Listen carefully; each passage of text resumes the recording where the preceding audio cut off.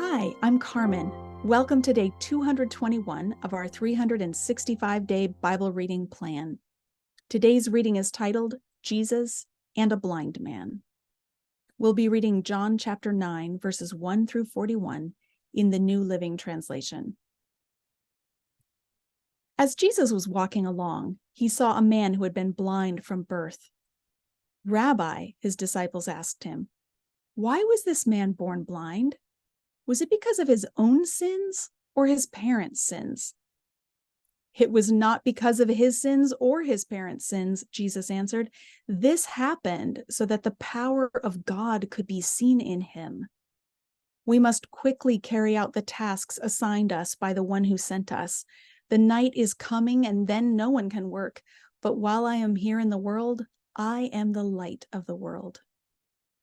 Then he spit on the ground, made mud with the saliva, and spread the mud over the blind man's eyes. He told him, "Go wash yourself in the pool of Siloam." Siloam means sent. So the man went and washed and came back seeing. His neighbors and others who knew him as a blind beggar asked each other, "Isn't this the man who used to sit and beg?" Some said he was, and others said, "Nah, he just looks like him." But the beggar kept saying, "Yes, I am the same one." They asked, "Who healed you? What happened?" He told them, "The man they called Jesus made mud and spread it over my eyes and told me, 'Go to the pool of Siloam and wash yourself.' So I went and washed, and now I can see." "Where is he now?" they asked. "I don't know," he replied.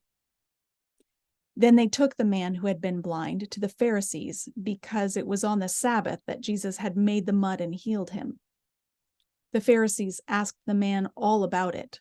So he told them, "He put mud over my eyes, and when I washed it away, I could see." Some of the Pharisees said, "This man Jesus is not from God, for he's working on the Sabbath." Others said, "But how could an ordinary sinner do such miraculous signs?" So there was a deep division of opinion among them. Then the Pharisees again questioned the man who had been blind and demanded, "What's your opinion about this man who healed you?" The man replied, "I think he must be a prophet." The Jewish leaders still refused to believe the man had been blind and could now see, so they called in his parents. They asked him, "Is this your son? Was he born blind? If so, how can he now see?" His parents replied, "We know this is our son and that he was born blind, but we don't know how he can see or who healed him. Ask him. He's old enough to speak for himself." His parents said this because they were afraid of the Jewish leaders, who had announced that anyone saying Jesus was the Messiah would be expelled from the synagogue. That's why they said, "He's old enough. Ask him." So for the second time, they called in the man who had been blind and told him, "God should get the glory for this because we know this man Jesus is a sinner." "I don't know whether he's a sinner," the man replied, "but I know this. I was blind and now I can see." "But what did he do?" they asked. "How did he heal you?" "Look," the man exclaimed, "I told you once. Didn't you listen? Why do you want to hear it again? Do you want to become his disciples too?" Then they cursed him and said, "You are his disciple, but we are disciples of Moses. We know God spoke to Moses, but we don't even know where this man comes from." "Why, that's very strange," the man replied. "He healed my eyes, and yet you don't know where he comes from? We know that God doesn't listen to sinners, but he's ready to hear those who worship him and do his will. Ever since the world began, no one has been able to open the eyes of someone born blind. If this man were not from God, he couldn't have done it." "You were born a total sinner," they answered. "Are you trying to teach us?" And they threw him out of the synagogue.